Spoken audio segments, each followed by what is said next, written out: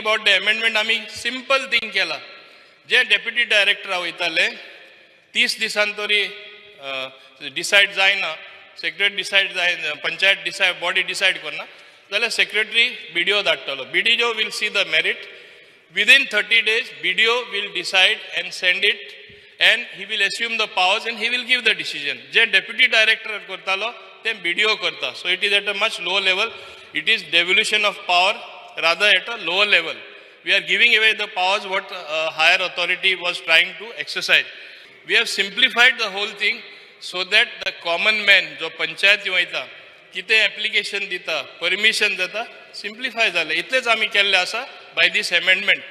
Is the minister trying to tell the House that panchayats of the BJP are corrupt and that they are seeking bribes for licenses, occupancy and other permissions? Does he have to bring this amendment, especially because his local bodies are infested with corrupt karyakartas? What is the problem? Please explain. I think you have already covered this point when you spoke. Because, sir, Again, Minister, let us move Mr. ahead. Vijay Sardesai is using the word corruption. He is alleging there is corruption and trying to let us move ahead. I have not said a word on that. I am not even suggesting. In your objects, you are talking of transparency and efficiency. I would getting a good amendment. That's all. Those in favor, please stand up. In favor of the bill, please stand up.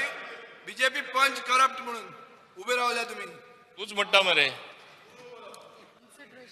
हांव punch corrupt म्हणवा हा. Those against,